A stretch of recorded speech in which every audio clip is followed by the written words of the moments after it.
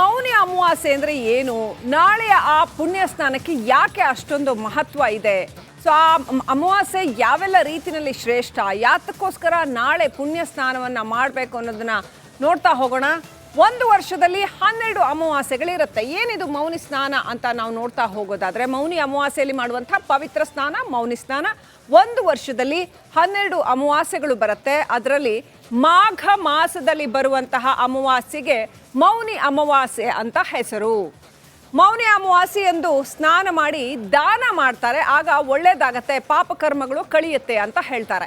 ಈ ಮೌನಿ ಅಮಾವಾಸ್ಯೆಯ ದಿನ ಸ್ನಾನ ಮಾಡಿ, ಪವಿತ್ರ ಸ್ನಾನ ಮಾಡಿ ದಾನ ಮಾಡಿದ್ರೆ ಶನಿ ದೋಷ ಮತ್ತು ಪಿತೃದೋಷ ಪರಿಹಾರ ಆಗತ್ತೆ ಅಂತ ಹೇಳ್ತಾರೆ. ಕರ್ಮಗಳು ಕಳಿಯುತ್ತೆ, ಶನಿ ದೋಷ ಪರಿಹಾರ ಆಗತ್ತೆ, ಪಿತೃದೋಷಗಳಿದ್ರೆ ಪರಿಹಾರ ಆಗತ್ತೆ ಅನ್ನುವಂಥದ್ದು. ಈ ವರ್ಷ ಜನವರಿ 28ನೇ ತಾರೀಕು ರಾತ್ರಿ 7:35 ಅಂದರೆ ಇವತ್ತು ರಾತ್ರಿ 7:35 ಈ ಅಮಾವಾಸ್ಯೆ ಪ್ರಾರಂಭ ಆಗತ್ತೆ. ಸೊ ಜನವರಿ 29ರ ಸಂಜೆ 6:05 ಅಮಾವಾಸ್ಯೆ ಕೊನೆಗೊಳ್ಳುತ್ತೆ. ಸೊ ಇವತ್ತು ರಾತ್ರಿಯಿಂದ ಶುರುವಾಗಿ ನಾಳೆ ಸಾಯಂಕಾಲದವರೆಗೂ ಇರುತ್ತೆ. ಉದಯ ತಿಥಿ ಪ್ರಕಾರ ಜನವರಿ 29ರಂದು ಅಂದರೆ ನಾಳೆ ಬರುತ್ತೆ ಉದಯ ತಿಥಿ ಪ್ರಕಾರ. ಕೆಲವರು ಬೆಳಗ್ಗೆ ಎಷ್ಟೊತ್ತಿಗೆ ಶುರುವಾಗುತ್ತೋ ಅದನ್ನು. ಅದೇ ದಿನ ಮಹಾಕುಂಭದಲ್ಲಿ 2 ಅಮೃತ ಸ್ನಾನ ನಡೆಯುತ್ತೆ. ಸೊ ಅದರಲ್ಲಿ ಸಾಧು ಸಂತರು, ಹೇಗೂ ಲಕ್ಷಾಂತರ ಸಾಧು ಸಂತರು ಇದ್ದಾರೆ, ಅವರ ಜೊತೆಗೆ ಅಲ್ಲಿ ಕೋಟ್ಯಂತರ ಜನ ಕೂಡ ಹೋಗಿ ಈ ಒಂದು ಪವಿತ್ರ ಸ್ನಾನದಲ್ಲಿ ಭಾಗವಹಿಸಲಿದ್ದಾರೆ. ಇನ್ನು ಮಹಾಕುಂಭ ಮೇಳಕ್ಕೆ ಭಕ್ತ ಸಾಗರವೇ ಹರಿದು ಬರ್ತಾ ಇದೆ. ಸರ್ಕಾರ 7,500 ಕೋಟಿ ರೂಪಾಯಿಗಳನ್ನು ಖರ್ಚು ಮಾಡಿ ಈ ಒಂದು ಮಹಾಕುಂಭ ಮೇಳವನ್ನು ಆರ್ಗನೈಸ್ ಮಾಡಿದೆ. ಆದರೆ ಈ ಮಹಾಕುಂಭ ಮೇಳದ ಮುಖಾಂತರ ಉತ್ತರ ಪ್ರದೇಶ ಸರ್ಕಾರಕ್ಕೆ ಹರಿದು ಬರ್ತಾ ಇರೋ ಆದಾಯ ಎಷ್ಟು? ಆ ಬಗ್ಗೆ ಒಂದು ರಿಪೋರ್ಟ್ ಇಲ್ಲಿದೆ.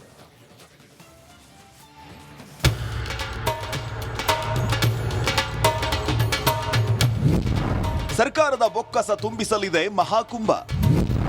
ಬರೋಬ್ಬರಿ 2 ರಿಂದ 4 ಲಕ್ಷ ಕೋಟಿ ನಿರೀಕ್ಷೆ.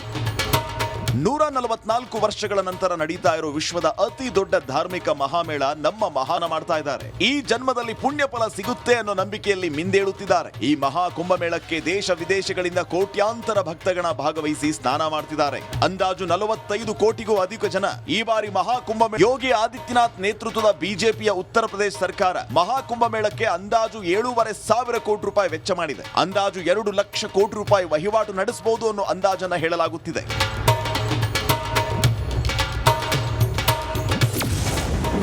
46 ದಿನಗಳಲ್ಲಿ 40 ಕೋಟಿ ಜನ ಭಾಗವಹಿಸುವ ನಿರೀಕ್ಷೆ. 40 ಕೋಟಿ ಜನ ಕನಿಷ್ಠ 5,000 ಖರ್ಚು ಮಾಡಿದ್ರೆ 2 ಲಕ್ಷ ಕೋಟಿ ಆದಾಯ ಉತ್ಪತ್ತಿಯಾಗಲಿದೆ. 40 ಕೋಟಿ ಜನ ಕನಿಷ್ಠ 10,000 ಖರ್ಚು ಮಾಡಿದ್ರೆ 4 ಲಕ್ಷ ಕೋಟಿ ರೂಪಾಯಿ ಆದಾಯ ಬರುತ್ತೆ. ಪ್ಯಾಕ್ ಮಾಡಿದ ಆಹಾರಗಳು, ನೀರು, ಬಿಸ್ಕತ್ತುಗಳು, ಜ್ಯೂಸ್ ಮತ್ತು ಊಟ ಸೇರಿದಂತೆ ಆಹಾರ, ಪಾನೀಯ, ತಿನಿಸುಗಳ ಮಾರಾಟದಿಂದಲೇ 20,000 ಕೋಟಿ. ತೈಲ, ದೀಪಗಳು, ಗಂಗಾಜಲ, ವಿಗ್ರಹಗಳು, ಧೂಪ ದ್ರವ್ಯಗಳು, ಧಾರ್ಮಿಕ ಪುಸ್ತಕ ಮಾರಾಟದಿಂದ 20,000 ಕೋಟಿ. ರೈಲು, ಬಸ್ ಟ್ರಾವೆಲ್ಸ್ ನಿಂದಲೇ 10,000 ಕೋಟಿ ನಿರೀಕ್ಷೆ. ಹೂವು ಮತ್ತು ಪೂಜಾ ಸಾಮಗ್ರಿಗಳಿಂದ 2,800 ಕೋಟಿ. ಯುಪಿ ಜಿಡಿಪಿ 10 ಪಟ್ಟು ಹೆಚ್ಚಾಗುವ ನಿರೀಕ್ಷೆ. ಒಂದೊಮ್ಮೆ 2 ಲಕ್ಷ ಕೋಟಿ ಆದಾಯ ಮಹಾಕುಂಭದಲ್ಲಿ ಬಂದಿದ್ದೇ ಆದರೆ ದೇಶದ ಜಿಡಿಪಿಯು 1% ಹೆಚ್ಚಾಗುವ ನಿರೀಕ್ಷೆ ಇದೆ ಎಂದಿದ್ದಾರೆ. ಅತ್ತ ಉತ್ತರ ಪ್ರದೇಶದ 10% ಜಿಡಿಪಿ ಏರಿಕೆಯಾಗುವ ಸಾಧ್ಯತೆ ಇದೆ ಎನ್ನಲಾಗ್ತಾ ಇದೆ.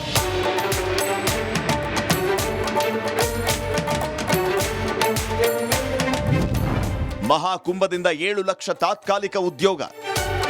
ಪ್ರಯಾಗ್ರಾಜ್ನಲ್ಲಿ 4,000 ಹೆಕ್ಟೇರ್ ಭೂಪ್ರದೇಶದಲ್ಲಿ ಆಯೋಜನೆಯಾಗಿರುವ ಕುಂಭಮೇಳವು ಉತ್ತರ ಪ್ರದೇಶದಲ್ಲಿ 12 ಲಕ್ಷ ತಾತ್ಕಾಲಿಕ ಉದ್ಯೋಗ ಸೃಷ್ಟಿಸಿದೆ ಅಂತ ಅಂದಾಜಿದೆ. ಇದರಲ್ಲಿ 2 ಲಕ್ಷಕ್ಕೂ ಹೆಚ್ಚು ಕುಶಲಕರ್ಮಿಗಳು ಮತ್ತು ಮಾರಾಟಗಾರರು ಭಾಗವಹಿಸಿದ್ದಾರೆ ಎನ್ನಲಾಗಿದ್ದು, ಸ್ಥಳೀಯ ಆರ್ಥಿಕತೆಯನ್ನು ಉತ್ತೇಜಿಸುವುದಕ್ಕೆ ಮತ್ತು ಸಾಂಪ್ರದಾಯಿಕ ಕರಕುಶಲಗಳನ್ನು ಉತ್ತೇಜಿಸಲು ಸಹಾಯವಾಗುತ್ತೆ ಎನ್ನಲಾಗಿದೆ. ಹಿಂದೂಗಳ ಆರಾಧನೆ ದೇಶದ ಆರ್ಥಿಕತೆಗೂ ಬಲ ನೀಡುತ್ತೆ ಅನ್ನೋದೇ ಮಹದಾನಂದ ಅನ್ನೋದರಲ್ಲಿ 2 ಮಾತಿಲ್ಲ. Pavan K Lakshmikanth, news desk, Republic Kannada. ಈ ಮೌನಿ ಅಮಾವಾಸ್ಯೆ ಅಂದ್ರೆ ಏನು? ನಾಳೆಯ ಆ ಪುಣ್ಯ ಸ್ನಾನಕ್ಕೆ ಯಾಕೆ ಅಷ್ಟೊಂದು ಮಹತ್ವ ಇದೆ? ಸೊ ಆ ಅಮಾವಾಸ್ಯೆ ಯಾವೆಲ್ಲ ರೀತಿಯಲ್ಲಿ ಶ್ರೇಷ್ಠ, ಯಾತಕ್ಕೋಸ್ಕರ ನಾಳೆ ಪುಣ್ಯ ಸ್ನಾನವನ್ನ ಮಾಡಬೇಕು ಅನ್ನೋದನ್ನ ನೋಡ್ತಾ ಹೋಗೋಣ. ಒಂದು ವರ್ಷದಲ್ಲಿ 12 ಅಮಾವಾಸ್ಯೆಗಳಿರುತ್ತೆ. ಏನಿದು ಮೌನಿ ಸ್ನಾನ ಅಂತ ನಾವು ನೋಡ್ತಾ ಹೋಗೋದಾದ್ರೆ, ಮೌನಿ ಅಮಾವಾಸ್ಯೆಯಲ್ಲಿ ಮಾಡುವಂತಹ ಪವಿತ್ರ ಸ್ನಾನ ಮೌನಿ ಸ್ನಾನ. ಒಂದು ವರ್ಷದಲ್ಲಿ 12 ಅಮಾವಾಸ್ಯೆಗಳು ಬರುತ್ತೆ. ಅದರಲ್ಲಿ ಮಾಘ ಮಾಸದಲ್ಲಿ ಬರುವಂತಹ ಅಮಾವಾಸ್ಯೆಗೆ ಮೌನಿ ಅಮಾವಾಸ್ಯೆ ಅಂತ ಹೆಸರು. ಮೌನಿ ಅಮಾವಾಸ್ಯೆ ಎಂದು ಸ್ನಾನ ಮಾಡಿ ದಾನ ಮಾಡ್ತಾರೆ, ಆಗ ಒಳ್ಳೇದಾಗತ್ತೆ, ಪಾಪಕರ್ಮಗಳು ಕಳಿಯುತ್ತೆ ಅಂತ ಹೇಳ್ತಾರೆ. ಈ ಮೌನಿ ಅಮಾವಾಸ್ಯೆಯ ದಿನ ಸ್ನಾನ ಮಾಡಿ, ಪವಿತ್ರ ಸ್ನಾನ ಮಾಡಿ ದಾನ ಮಾಡಿದ್ರೆ ಶನಿ ದೋಷ ಮತ್ತು ಪಿತೃದೋಷ ಪರಿಹಾರ ಆಗತ್ತೆ ಅಂತ ಹೇಳ್ತಾರೆ. ಕರ್ಮಗಳು ಕಳೆಯುತ್ತೆ, ಶನಿ ದೋಷ ಪರಿಹಾರ ಆಗತ್ತೆ, ಪಿತೃದೋಷಗಳಿದ್ದರೆ ಪರಿಹಾರ ಆಗತ್ತೆ ಅನ್ನುವಂಥದ್ದು. ಈ ವರ್ಷ ಜನವರಿ 28ನೇ ತಾರೀಕು ರಾತ್ರಿ 7:35 ಅಂದರೆ ಇವತ್ತು ರಾತ್ರಿ 7:35 ಈ ಅಮಾವಾಸ್ಯೆ ಪ್ರಾರಂಭ ಆಗತ್ತೆ. ಸೊ ಜನವರಿ 29ರ ಸಂಜೆ 6:05 ಅಮಾವಾಸ್ಯೆ ಕೊನೆಗೊಳ್ಳುತ್ತೆ. ಸೊ ಇವತ್ತು ರಾತ್ರಿಯಿಂದ ಶುರುವಾಗಿ ನಾಳೆ ಸಾಯಂಕಾಲದವರೆಗೂ ಇರುತ್ತೆ. ಉದಯ ತಿಥಿ ಪ್ರಕಾರ ಜನವರಿ 29ರಂದು ಅಂದರೆ ನಾಳೆ ಬರುತ್ತೆ ಉದಯ ತಿಥಿ ಪ್ರಕಾರ. ಕೆಲವರು ಬೆಳಗ್ಗೆ ಎಷ್ಟೊತ್ತಿಗೆ ಶುರುವಾಗುತ್ತೋ ಅದನ್ನು. ಅದೇ ದಿನ ಮಹಾಕುಂಭದಲ್ಲಿ 2 ಅಮೃತ ಸ್ನಾನ ನಡೆಯುತ್ತೆ. ಸೊ ಅದರಲ್ಲಿ ಸಾಧು ಸಂತರು, ಹೇಗೂ ಲಕ್ಷಾಂತರ ಸಾಧು ಸಂತರು ಇದ್ದಾರೆ, ಅವರ ಜೊತೆಗೆ ಅಲ್ಲಿ ಕೋಟ್ಯಂತರ ಜನ ಕೂಡ ಹೋಗಿ ಈ ಒಂದು ಪವಿತ್ರ ಸ್ನಾನದಲ್ಲಿ ಭಾಗವಹಿಸಲಿದ್ದಾರೆ. ಇನ್ನು ಮಹಾಕುಂಭ ಮೇಳಕ್ಕೆ ಭಕ್ತ ಸಾಗರವೇ ಹರಿದು ಬರ್ತಾ ಇದೆ.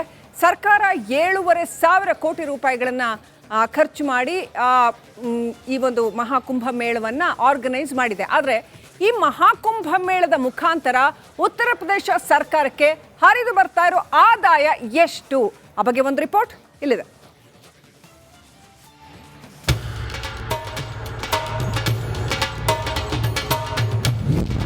ಸರ್ಕಾರದ ಬೊಕ್ಕಸ ತುಂಬಿಸಲಿದೆ ಮಹಾಕುಂಭ. ಬರೋಬ್ಬರಿ 2 ರಿಂದ 4 ಲಕ್ಷ ಕೋಟಿ ನಿರೀಕ್ಷೆ. 144 ವರ್ಷಗಳ ನಂತರ ನಡೀತಾ ಇರೋ ವಿಶ್ವದ ಅತಿ ದೊಡ್ಡ ಧಾರ್ಮಿಕ ಮಹಾಮೇಳ ನಮ್ಮ ಮಹಾನ ಮಾಡ್ತಾ ಇದ್ದಾರೆ. ಈ ಜನ್ಮದಲ್ಲಿ ಪುಣ್ಯ ಫಲ ಸಿಗುತ್ತೆ ಅನ್ನೋ ನಂಬಿಕೆಯಲ್ಲಿ ಮಿಂದೇಳುತ್ತಿದ್ದಾರೆ. ಈ ಮಹಾ ಕುಂಭಮೇಳಕ್ಕೆ ದೇಶ ವಿದೇಶಗಳಿಂದ ಕೋಟ್ಯಾಂತರ ಭಕ್ತಗಣ ಭಾಗವಹಿಸಿ ಸ್ನಾನ ಮಾಡ್ತಿದ್ದಾರೆ. ಅಂದಾಜು 45 ಕೋಟಿಗೂ ಅಧಿಕ ಜನ ಈ ಬಾರಿ ಮಹಾಕುಂಭ. ಯೋಗಿ ಆದಿತ್ಯನಾಥ್ ನೇತೃತ್ವದ ಬಿಜೆಪಿಯ ಉತ್ತರ ಪ್ರದೇಶ ಸರ್ಕಾರ ಮಹಾಕುಂಭ ಮೇಳಕ್ಕೆ ಅಂದಾಜು 7,500 ಕೋಟಿ ರೂಪಾಯಿ ವೆಚ್ಚ ಮಾಡಿದೆ. ಅಂದಾಜು 2 ಲಕ್ಷ ಕೋಟಿ ರೂಪಾಯಿ ವಹಿವಾಟು ನಡೆಸಬಹುದು ಅನ್ನೋ ಅಂದಾಜನ್ನ ಹೇಳಲಾಗುತ್ತಿದೆ.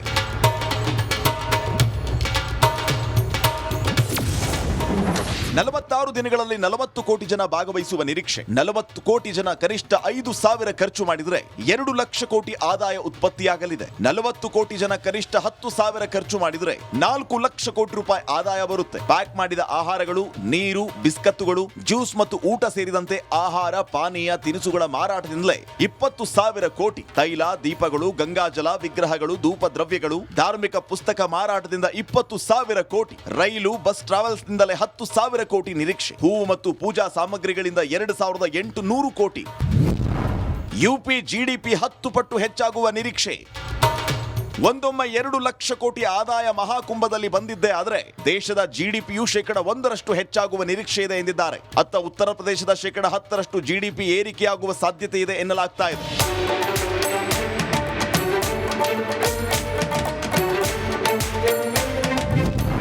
ಮಹಾಕುಂಭದಿಂದ 7 ಲಕ್ಷ ತಾತ್ಕಾಲಿಕ ಉದ್ಯೋಗ.